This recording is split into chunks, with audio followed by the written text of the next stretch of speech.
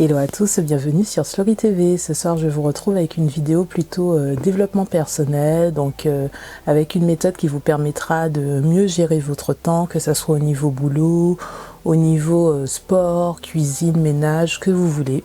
Je vous parle de la méthode Pomodoro développée par Francesco Cirillo dans la fin des années 80, et c'est une méthode de gestion du temps.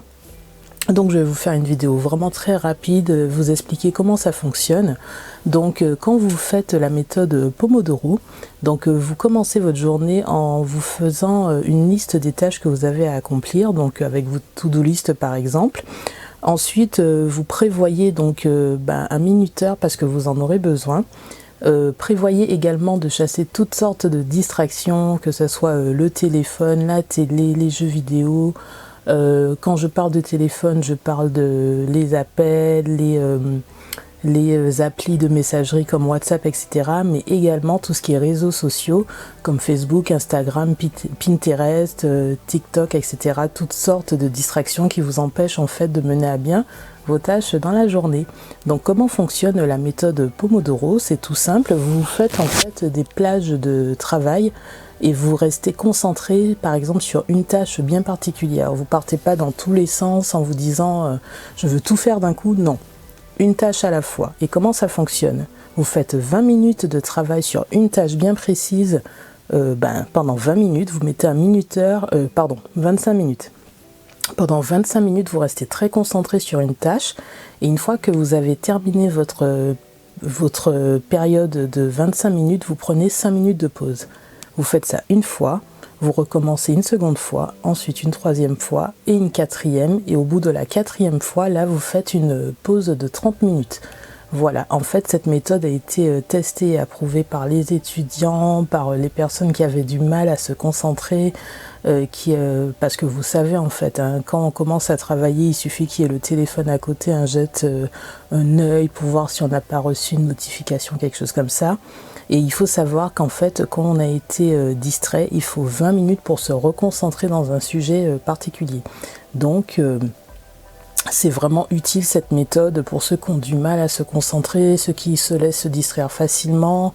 Comme je vous dis, par exemple, les étudiants qui ont des épreuves à préparer, qui ont vraiment besoin de rester focus, même quand vous êtes au boulot, pour bien rester focus sur ce que vous faites et ne pas vous éparpiller. Je parle de téléphone par exemple comme source de distraction, mais quand vous êtes au boulot, surtout en télétravail, vous êtes harcelé par les appels, par les mails, etc. En faisant des répartitions des tâches.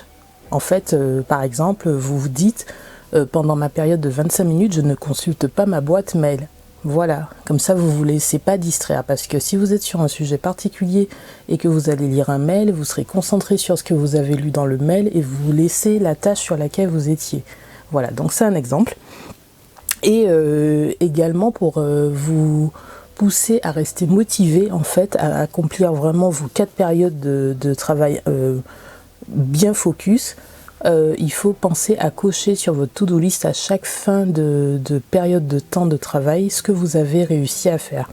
Par exemple, si vous vous étiez dit première période de 25 minutes, je traite tous mes mails de la journée, cochez sur votre to-do list lecture des mails ou classement d'un dossier, ou voilà. Donc j'espère que cette méthode vous servira. Moi en tout cas elle me sert énormément, et vous savez que j'aime beaucoup tout ce qui est phasage de temps de travail, même au niveau du sport, c'est ce que j'utilise pour ma progression. J'utilise ça aussi pour lire plus vite, je vous en ai parlé dans une autre vidéo que je vous mettrai dans le i là. Voilà, donc j'adore moi tout ce qui est phasage de temps. Je trouve que ça permet d'avancer plus vite, parce qu'en fait comme on se scinde le travail, on est plus concentré sur des petites phases. Voilà, donc j'espère que ça vous parlera. En tout cas, n'hésitez pas à me dire si vous connaissiez déjà. Likez la vidéo, commentez-la, partagez-la et abonnez-vous à Slory TV. À bientôt.